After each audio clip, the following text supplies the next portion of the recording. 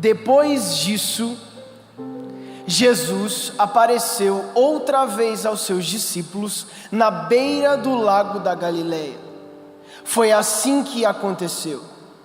Estavam juntos Simão Pedro e Tomé, chamado Dídimo, Natanael, que era de Caná da Galileia, os filhos de Zebedeu e mais 2 discípulos. Simão Pedro disse aos outros: eu vou pescar. Nós também vamos pescar com você, disseram eles. Então foram todos e subiram no barco, mas naquela noite nada pescaram. Feche os seus olhos por um instante. Pai, a tua palavra é essa que lemos. Não há necessidade alguma de alterarmos ela, acrescentar ou tirar, porque ela em si é mais do que suficiente para todos os dramas da nossa existência. O Senhor nos salvou, nos livrou do pecado e já estamos no lucro por isso. Pedimos encarecidamente, nem que seja pela última vez, nos faça ouvir a tua voz aqui neste lugar, porque se ouvirmos a tua voz, saberemos para onde ir e o que fazer, e não nos perderemos. Essa é a nossa oração no nome de Jesus, amém. Irmãos, esse relato que nós lemos, conhecido de muitos aqui, é chamado de um texto espelhado, porque se você compará-lo com a literatura de Lucas capítulo de número 5, você não vai encontrar nenhuma, nem duas, mas várias semelhanças entre um texto e o outro texto. Por vezes eu tenho exposto essa mensagem, o Espírito Santo sempre tem nos ajudado, e creio que hoje não vai ser diferente, mas eu preciso do seu coração aberto para entender as verdades que já foram colocadas no coração de Deus para o seu coração. Entenda que o Evangelho de João ele não segue um padrão como Lucas, como Mateus e como Marcos. Esses 3 que eu acabei de citar são evangelhos sinóticos, e a palavra sinótico significa sinônimo, segue o mesmo norte, segue uma mesma cronologia.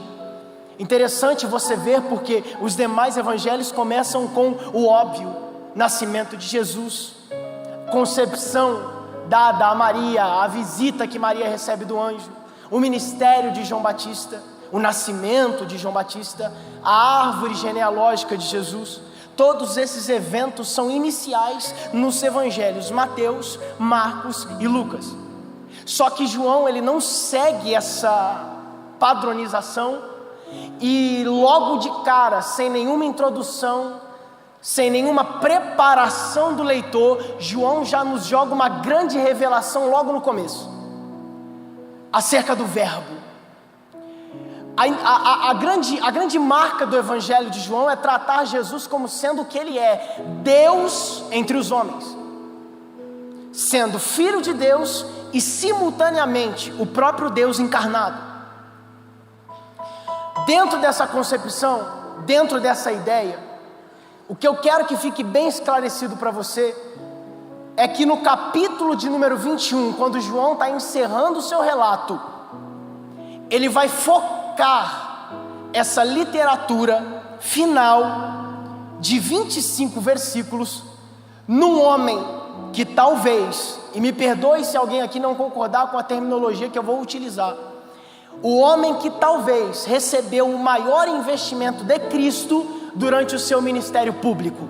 Trocando em miúdos, o homem no qual Jesus mais investiu quando ele esteve entre os homens, o discípulo que se tornaria apóstolo, Pedro. Quando a gente vai para Lucas 5, quando a gente volta no tempo, o relato vem naturalmente nos nossos corações, nas nossas mentes, porque, me desculpe dizer, nós estamos cansados, no sentido positivo, de ouvir pregações sobre esse relato e de até mesmo louvar sobre ele. Todo mundo aqui sabe de cor e salteado a noite em que Pedro não pescou nada e a manhã seguinte em que Jesus interviu, realizando o milagre da pesca maravilhosa. E aí a gente fica tão fixado no milagre da provisão, porque de fato ele sobressai no texto, que a gente esquece qual é o norte e o objetivo final desse diálogo entre Jesus e Pedro. Tu não entendi, explico. Jesus chega na vida de Pedro em um momento que ele está precisando de uma provisão para o seu dia não ser um dia perdido. Porém, Jesus, ao chegar na sua vida, ele mostra: Pedro, você não está perdendo um dia, você está perdendo sua vida.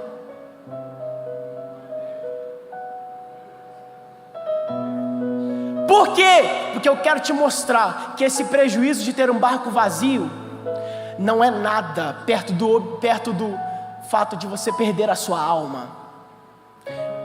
Final das contas, Jesus enche o barco de Pedro. Só que a frase que sai da boca de Jesus não é: fique com o que eu te dei, fique comigo. Estou indo rápido demais ou não? Não fique com o que eu posso te dar, fique comigo.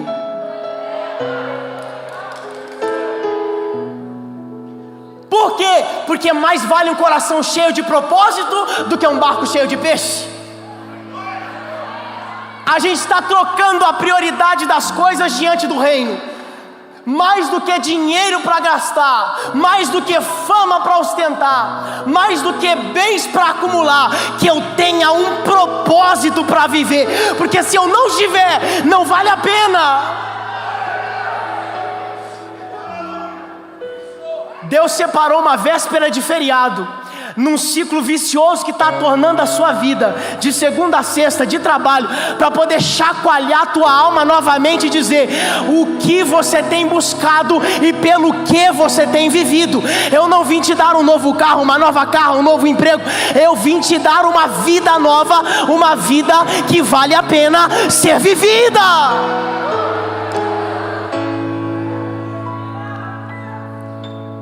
As pessoas buscam estabilidade. Só que se você folhear a Bíblia nas minúcias, em nenhum dos 66 livros da Bíblia, pode me corrigir se eu estiver errado, Deus nunca vai prometer estabilidade para ninguém, muito menos para quem Ele levanta, muito menos para quem Ele escolhe. Estratégia diabólica dos dias atuais: atrair pessoas com uma promessa de estabilidade. E aí pessoas que vieram para a igreja e continuaram com suas vidas instáveis, recorrem a esse tipo de proposta e voltam para o mundão. Deus hoje Ele vai ser claro: se tu quiser ficar é porque você quer mesmo. No mundo tereis aflição. Eu disse isso no primeiro dia que eu vim pregar aqui. Mas tem de bom ânimo, porque eu venci o mundo. Ei, ter estabilidade ao longo da batalha não é nada se no final eu for derrotado. Mas se eu viver uma vida instável, de guerra todo dia, prova todo dia, mas no final tiver uma coroa separada para mim, mais vale uma vida instável na terra, mais vale uma vida instável aqui, do que ter estabilidade e nunca acumular tesouros lá. A Bíblia vai falar: guarde tesouros no céu. Por quê? Porque lá sim tem estabilidade. Qual estabilidade que tem? Lá a traça não corrói, o ladrão não alcança. Lá nos ouvidos e nem nos olhos chegaram aquilo que Deus tem preparado. Você está buscando estabilidade, só que está buscando no lugar errado. Quem está comigo diz amém. A estabilidade que se busca é lá, porque aqui não dá. Pode perguntar ao crente mais crente que você conhece, a vida dele não tem sossego. Se tiver sossego, ele está vivendo errado como crente, porque Deus não tem os seus preferidos. Quanto mais você busca, mais provas surgem. Mas apesar disso, em Cristo, em tudo, somos mais. Estabilidade não é garantir a minha força no percurso, é garantir a minha recompensa no destino. João 21, Jesus vai reencontrar com o Pedro, o mesmo. Lucas 5, Jesus fala para ele como que vai ser. Entre 2 e 3 anos, Pedro anda com Jesus. Deixa eu te perguntar, 3 anos dá para mudar alguém? Tiveram pessoas que falaram sim, tiveram pessoas que falaram não. Cada um fala por experiência própria, em cima de outra pessoa com a qual se relacionou. Seja amizade, seja outro tipo de relacionamento. As pessoas pessimistas olharam para mim e falaram, não tem como mudar. Agora as pessoas que acreditam em gente, por mais que seja difícil, olharam para mim e falaram, dá para mudar. 3 anos, irmão, eu usei apenas como elemento literal, porque uma vida de um ladrão foi convertida na cruz no último segundo e no último suspiro. Se você deixou de acreditar em gente, você vai se converter ao final dessa reunião novamente, porque o evangelho se trata disso. Eu olho para o cachaceiro e falo, amanhã vai ser missionário. Eu olho para a prostituta e falo, amanhã vai ser pastora. Eu olho para o traficante e falo, amanhã vai ser um pregador do evangelho. Por quê? Porque fé também se trata disso. Fé eu não uso só para ganhar as coisas para mim. Fé eu uso também para lançar sobre o próximo. E lançando a minha fé sobre o próximo, irmão, eu faço a minha parte como crente. Otto, mas ele não me dá ouvido. Dobra o teu joelho e entrega essa causa na mão de Deus, porque seu filho vai sair da droga, seu marido vai sair também da cachaça e a sua casa vai ser liberta. Se você que tem fé não quer acreditar, vai ficar difícil. Deposita a sua fé no altar de Deus e Ele vai passar limpa na sua casa, e tudo que é do pecado, tudo que é ruim, tudo que não provém dele, vai sair porta para fora, e você e a sua casa, como diz a Bíblia, adorarão e servirão ao Senhor.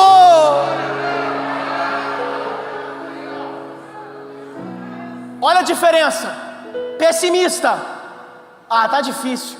Por quê? Porque só tem eu de crente na minha casa. Otimista, me ajuda em oração. Por quê? Porque o inimigo está tentando, mas ainda tem eu de crente na minha casa. Luz brilha nas trevas.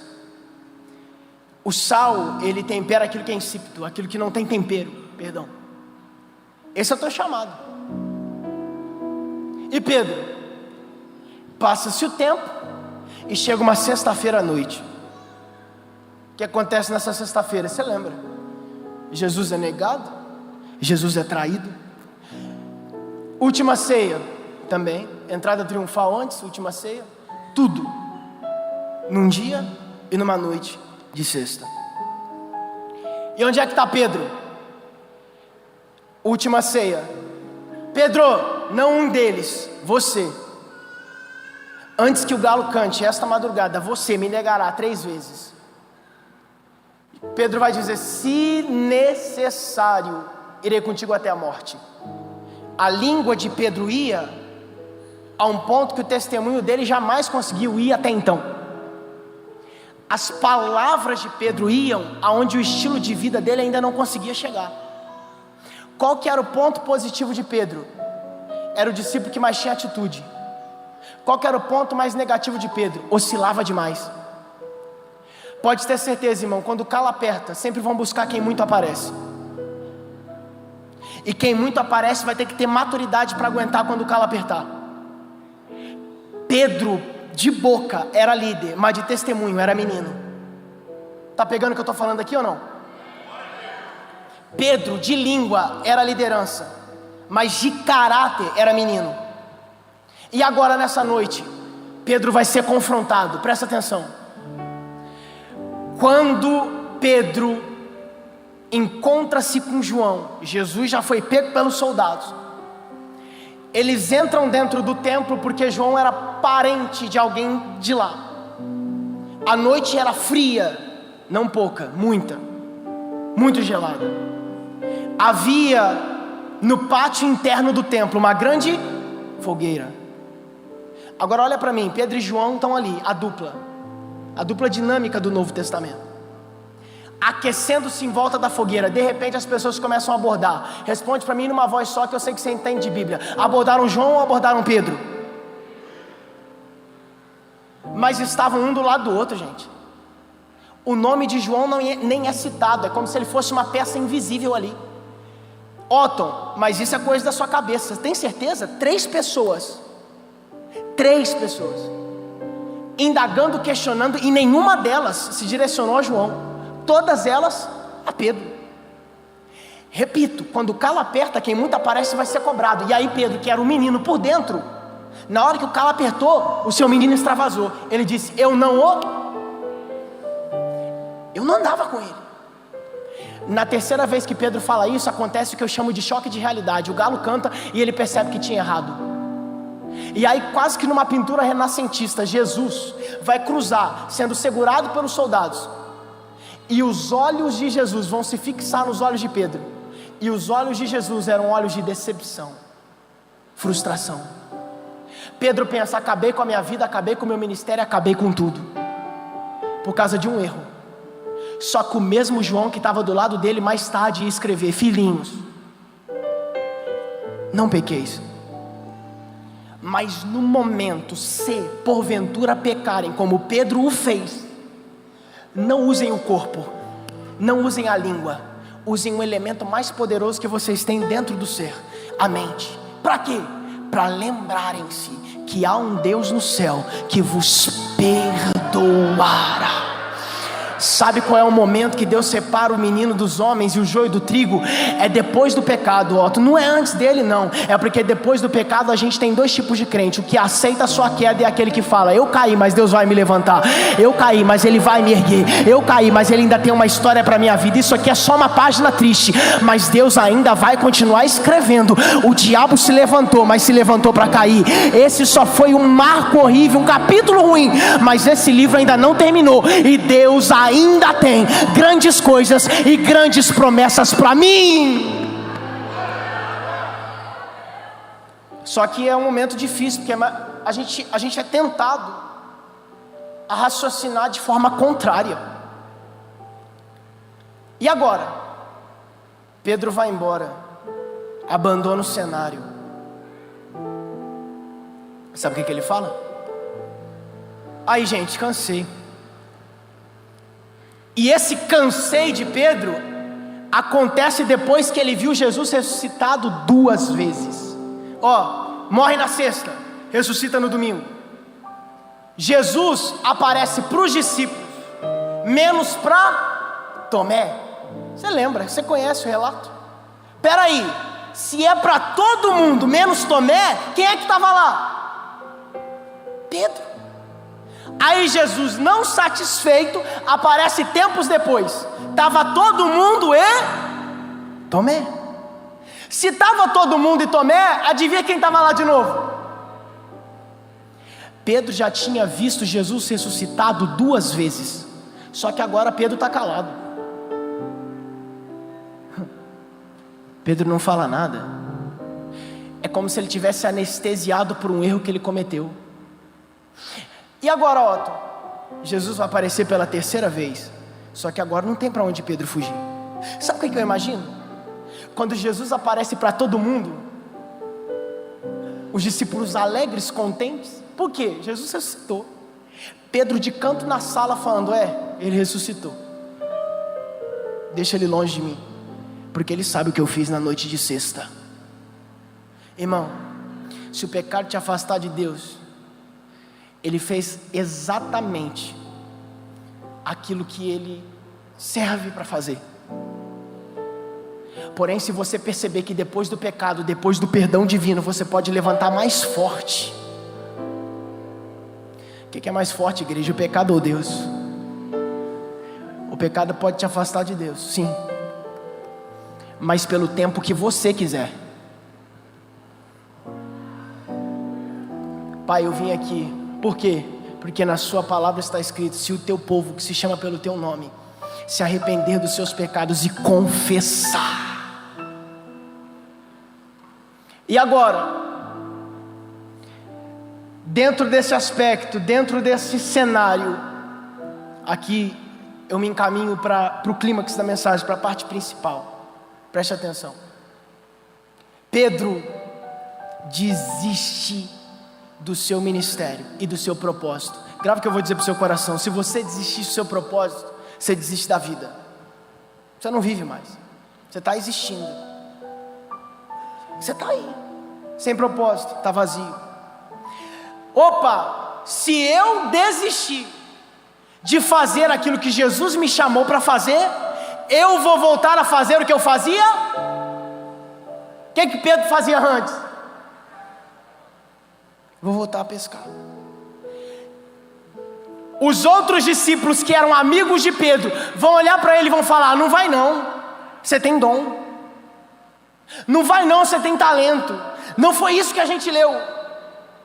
Eles vão dizer: se você vai, nós também. Quer ver o diabo enganar você? É ele colocar companhias que patrocinam a sua estagnação do seu lado. Outra, eu estou numa ilusão. Por quê? Porque se tem muita gente comigo é porque eu estou fazendo a vontade de Deus. Se todo mundo acha que o que eu falo é lei, então eu estou vivendo a vontade de Deus. Se eu falei, vou pescar, e todo mundo vem comigo, eu estou vivendo a vontade de Deus. Irmão, a maioria dos profetas e dos homens e mulheres de Deus que viveram verdadeiramente o propósito dele, estavam sozinhas.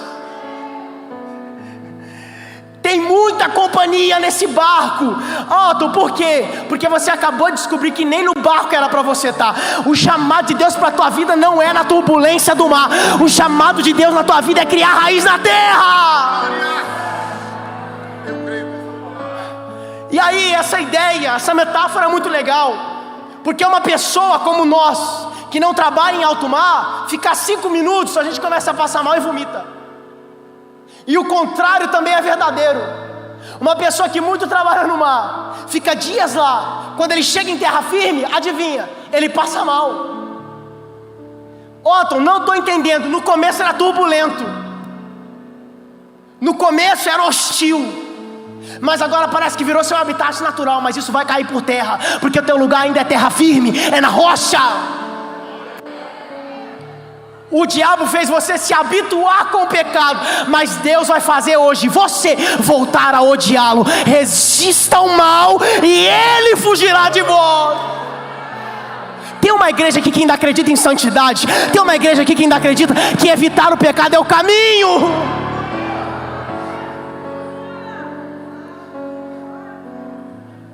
Pedro vai tomar uma atitude e vai voltar a fazer o que ele fazia. Lucas 5, Mar da Galileia. João 21, Mar de Tiberíades. Lucas 5, alto mar. João 21, litoral. Tenta enxergar alguém em alto mar em detalhes, você não consegue. E no litoral, mais fácil. Percebe que teve gente que fazia mesmo. E agora ela pensa assim: agora é visível, está todo mundo vendo. Mas não é porque se tornou visível que deixou de ser errado. Otto, não, mas eu estou aqui para evitar o pecado. Eu estou evitando. Irmão, evitar o pecado é o primeiro nível. É só começo de conversa. Porque tem gente que está orgulhosa porque está evitando o pecado, mas ao mesmo tempo não está vivendo nada do propósito de Deus na vida dele. Pegou o que eu falei aqui ou não? Falei voado. Pegou? Não. Eu estou evitando o pecado, estou sendo um crente bom, mas a vontade de Deus você não está vivendo. Então, irmão, sobe de nível hoje. Você não nasceu apenas para evitar o pecado, ele já foi mortificado através do Cordeiro de Deus. Tem um chamado maior para a tua vida. E eis que te darei uma terra que mana leite e mel. Essa é a promessa, e a promessa está batendo a porta de quem quer recebê-la e de quem está disposto. Ah, é, Pedro, você vai? Então a gente vai com você. Sabe qual que é o mais complicado? A gente se desfazer. Ah não, porque já foi criado um vínculo, já foi criada uma aliança, já foi criada uma conexão. Conexões, alianças e vínculos que te afastam de Deus podem ser rompidas, e devem. Por que, Otto? Porque estão patrocinando a sua estaca zero, estão patrocinando a sua queda e você não está percebendo. É por quê, Otto? Porque quem olha pra gente e fala que a gente tem que mudar, a gente chama de chato. Quem olha pra gente e fala que a gente tem que melhorar, a gente chama de chato. Quem olha pra gente e fala: teu lugar não é no mar, teu lugar é na terra, você tem que tomar vergonha, a gente fala que é intolerante. Deus nunca foi politicamente correto, Ele sempre foi unilateral. O chamado que eu tenho para a sua vida é esse, e as companhias que vão te acompanhar são essas. Se você quiser mudar o plano, aí é responsabilidade tua, mas o mesmo Deus que dá o propósito é o Deus que dá as companhias certas para cumpri-lo. Eu quero viver os sonhos de Deus, mas com as minhas companhias, não vai. Eu quero viver os projetos de Deus, mas com as pessoas que eu escolher, não vai. Eu quero viver o chamado de Deus para a minha vida, mas eu quero ter a lista VIP de quem vai poder entrar. Irmão, a sua vida com Deus, o teu chamado e o teu propósito não é casa de mãe Joana onde entra quem quiser. Gente que trabalha com muita boca aberta é da porta para fora. Por quê? Porque dentro aqui do seu coração e da sua vida com Deus é quem trabalha de joelho dobrado, boca no pó, vida no altar, quem tem renúncia. Por que você está falando assim? Para depois você não me culpar, porque eu estou falando a verdade. E todos aqui têm um chamado muito grande da parte de Deus, mas ainda estão no meio indevido. E os discípulos? A gente não tem nada que fazer mesmo. Maria vai com as outras, vamos embora. Adivinha, vamos lá? Vamos ser irônico um pouco, a Bíblia é, né? Às vezes. E pescaram a noite toda, e nada. De novo. Vou ser reto e direto, para quem ainda está comigo aqui. Para quem está dormindo, beleza, mas para quem está comigo, cola comigo. Vai ter que dar errado até quando? Para você perceber que não é da parte de Deus para você, porque o que é de Deus não é no modo manual, é no modo automático. O que é de Deus não precisa de insistência, persistência e nem forçação de barra. O que é de Deus flui. Não, eu vou ficar nessa até dar, e Deus vai continuar dizendo não. A porta vai continuar batendo na cara. Por quê? Porque não adianta nada buscar sucesso, fama, status e felicidade num caminho que nunca Deus quis para a tua vida. Eu estou sem nada, mas o chamado de Deus você está vivendo. Eu estou em crise, mas o chamado de Deus você está vivendo. Eu estou ficando sozinho, mas o chamado de Deus você está vivendo. Irmão, troca a sua estabilidade, troca esse negócio que não está dando em nada, troca esse enrolo que não está chegando em lugar nenhum, e aceita de uma vez por todas o que Deus tem para você.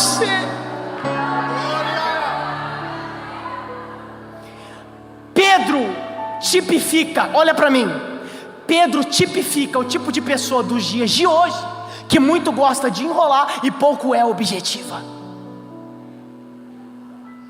E o que Jesus faz com ele?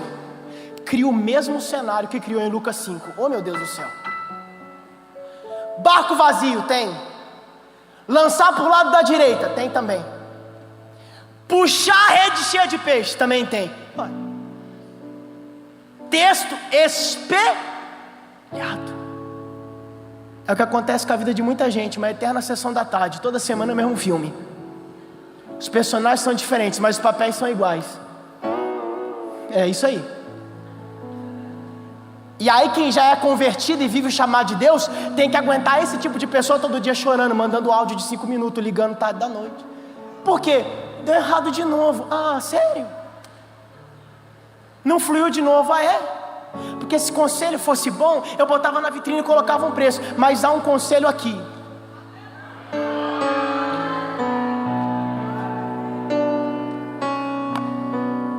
Buscar em primeiro lugar o reino de Deus. E tudo isso que você está louco para conseguir vai chegar. O que é isso? É uma probabilidade? Não, é uma promessa. Deus prometeu e Ele vai cumprir. Quando Esdras chegou na terra prometida, depois que ela já estava acabada em Jerusalém, ele vai dizer: a casa de fulano está quebrada, a casa de ciclano está arrebentada, mas a gente tem que construir primeiro a casa de Deus, porque se nós preservarmos a presença, nós receberemos a promessa. Se nós preservarmos a presença, nós iremos cumprir o propósito. Glória. Pedro, tem alguém na praia. Você já sabe quem é. Eu não sei, um dia, quando eu chegar no céu, eu vou ter que perguntar, não vai ter jeito. Como que os discípulos, eu vou dar um exemplo, depois eu dou o que a gente está. Como que os discípulos de Emaús Se alguém souber explicar, porque não tem sentido. Como que os discípulos de Emaús andaram tanto tempo com Jesus? E depois que ele ressuscitou, eles demoraram tanto para perceber que era Jesus que estava com eles. Eu não sei se você conhece o relato, mas Jesus anda com eles, conversa com eles, entra na casa com eles, só que eles só vão perceber que era Jesus quando ele pega a tipologia para você entender. Aceitei Jesus na minha vida, estou caminhando com Ele, e agora Ele me fez a sua casa. Só que mais importante do que tê-lo como companhia é aqui. Por quê? Porque quando Ele partiu o pão, os nossos corações queimavam. Tempo de casa não é sinônimo de intimidade. Tem pessoas com 10 anos, 20, quase 100, mas só aprenderam a religião. Mas tem pessoas com 3, 4 dias que descobriram o melhor, que é a presença de Jesus. É isso que queima nos nossos corações. Pai, eu não consegui te perceber, mas agora você partiu o pão. Faz um favor, não vai não, fica com a gente aqui, porque se estiveres aqui, os nossos corações continuarão aquecidos. Pedro não reconheceu quem era o seu mestre. Sabe por quê, gente? Olha para cá. Eu vou falar sem medo de errar. As pessoas que estão à sua volta ainda não aprenderam a ser gente de verdade, não sabem quem você é. Se você está bem, para elas, você é uma pessoa. Se você está mal, você é outra. Otto, não sei onde é que você quer chegar. É na geração das mídias e redes sociais que a gente tem que reaprender a se conhecer. Chega de ficar só na paz do Senhor. Teu irmão tem muito mais necessidade que isso. E você também. Voltemos a nos conhecer. Quais são os seus problemas? Será que eu posso te ajudar? Oh, glória. Você pode contar comigo, vai. Irmão, eu queria que você glorificasse com essa palavra. Não porque eu quero forçar, não. É porque se não conhecermos e amarmos quem a gente vê, quem a gente toca, como amaremos alguém que não vemos e ainda não podemos tocar? E um novo mandamento vos dou: que amem a Deus acima de todas as coisas, e, na mesma frase, ame o seu próximo como a ti mesmo. Como é que você ama sem conhecer? E agora, estou indo para o final. Pedro, ele está falando com a gente, e o que ele está dizendo? Que está com fome. Ai, tinha que ser logo hoje. Está vendo o barco? Tem peixe? Não podemos dar nada. Sim, mas ele está dizendo outra coisa. O que? Lancem a rede para o lado da direita. Aí Pedro vai acender uma luz na sua cabeça. Eu já ouvi isso em algum lugar. Vou obedecer. Na verdade, Pedro já tinha visto uma rede vazia há um tempo atrás. Estava vendo de novo. Quando ele lança e puxa, eles vão pescar 153 grandes peixes. E Pedro vai dizer: eu já vi isso em algum lugar. Diferença de Lucas 5 para João 21. Lucas 5, se eles não chamassem outro barco, o barco de Pedro, de André e de Tiago ia. Só que em João 21 não tinha nenhum barco para ajudar eles. E as redes não se... Quando alguém decidir vir para Cristo, pode parecer ignorância isso, ela tem que aprender a ser independente. Porque se ela vir para Cristo ainda com uma dependência humana, quando ela tiver frustração humana, ela abandona Cristo. E onde é que isso se dá na passagem? Pessoas vieram, mas ainda dependiam de outro barco. Oh glória. Pessoas que vieram, mas ainda dependiam de outras. a rede é pesada demais, eu preciso de ajuda. E o tempo se passou, ela foi, mas voltou. E agora? Aconteceu a mesma coisa, só que ela consegue carregar sozinha. Ó, isso é bom? Vou dizer por que é. Porque se fulano desviar, ela não desvia. Otton, mas era a referência dela, a referência maior dela já virou Cristo faz tempo. E nesse ela sabe que pode confiar. Não tem ninguém para ajudá-la. Ela não para, ela não se vitimiza. Ninguém foi orar por mim, ninguém me ajudou, ninguém quis fazer nada. Mas aqui é o meu lugar, daqui ninguém vai me tirar, porque aqui eu fixei as minhas raízes. Querem me ajudar? Amém, pode vir. Não querem? Eu vou continuar aqui, porque o meu lugar é aqui, daqui eu não saio. É com Deus que eu tenho compromisso, é com Deus que eu tenho vínculo, é com Deus que eu tenho aliança, é com Deus que eu tenho um relacionamento. Se quiserem me ajudar, amém. Mas se não quiserem, eu não vou abandonar a cruz que um dia foi me dada. Irmão, você acaba de sair do estágio de menino e você acaba de acessar o estágio de homem espiritual. Quantos estão comigo? Dizem amém. Olha, Pedro é Jesus. Quando alguém pensa em falar isso para Pedro, cadê ele?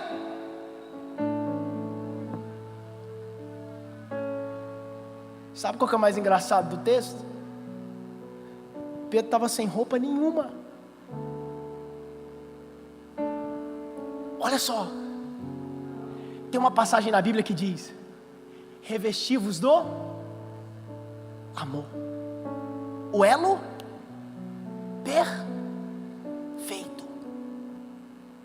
Veste. Peraí. Objeto que eu carrego é importante, claro. Mas a roupa, crucial. Esse versículo vai comparar o amor com roupa. E Pedro estava despido, nu. O texto vai dizer que quando ele... Olha só como é que isso aqui é lindo. O texto vai dizer que quando Pedro percebe que era Jesus que estava chamando ele, ele vai pegar uma túnica, vai se cobrir e vai pular na água. Sabe por quê? Porque mais importante do que os peixes que estavam ali era o amor que tinha voltado para o seu coração. Agora sim, eu já não estou mais nu. Por quê? Porque essa túnica aqui representa o sangue que Ele derramou por mim. O mesmo Jesus que eu neguei voltou para me encontrar, porque acredita em mim. Pedro sai da água e Jesus estava em volta de uma forca. Pedro vai pensar: eu já vi isso em algum lugar. Por quê? Porque na noite em que eu o neguei, havia uma fogueira. Jesus não lembra dos nossos erros para jogar na nossa cara, diferente de muitas pessoas. Ele faz a gente lembrar para a gente descobrir que a gente não é o erro que a gente cometeu. Oh glória. Tem peixe aí, né, Pedro? Tem. Então se tem peixe, você está fazendo o que não era para você estar fazendo, né? Senta aí.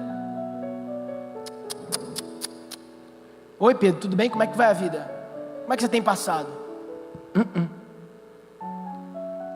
E aí Pedro, tá bem? Tá forte? Tá... Como é que tá seu psicológico? Nada disso. Jesus não fala nem oi, velho. Sabe qual que é a primeira fala de Jesus para Pedro? Tu me amas? Experimenta começar uma conversa com alguém assim para ver se não vão te chamar de maluco. Seja pessoalmente, seja pela internet. Sem um oi, tudo bem que tem gente que é afobada, mas aí já é demais. Só que Jesus, irmão, já estava, entre aspas, cansado das enrolações de Pedro. Pedro, vem cá que a gente vai acertar isso hoje. Te dei a senha. Olha o comportamento de Jesus te inspirando a fazer o mesmo com alguns pesos que estão na sua vida. Vou te colocar, eu sou crente, velho. O que você quer de mim e o que você quer comigo? E se ele ficar meio abobado, vai direto, tu me amas? Aí já era. Sim, tu sabes que eu te amo. Isso se repete 3 vezes. O mesmo número de vezes, estou terminando, que Pedro negou que o conhecia. Para cada vez que Pedro caiu, Jesus se reapresentou para ele, dando uma nova oportunidade. Não para ele ter um novo cargo, não para ele ter um novo ofício, não para ele ter uma nova ocupação, mas para ele ter uma nova vida. E agora, Pedro, se você ama a mim, cuide dos meus cordeiros, das minhas ovelhas. Simplificando, você está me vendo, porém passarão alguns dias e tu não vai me ver mais. Porém eu fiz uma oração para o Pai e eu disse: Pai, não peço que os tire do mundo, mas peço que os livre do mal. Eu vou, mas você fica. Mandarei o Auxiliador, o Consolador, Espírito Santo. E aí esse número imenso de pessoas vai estar sobre a sua responsabilidade. Mas como eu conseguirei fazer isso? E qual será a minha inspiração? Lembre-se de mim, que escolhi 12, e exceto aquele que estava destinado à perdição, nenhum eu lancei fora. Se você quer demonstrar o seu amor por mim, ame as pessoas. Você pode ficar de pé glorificando o nome de Jesus?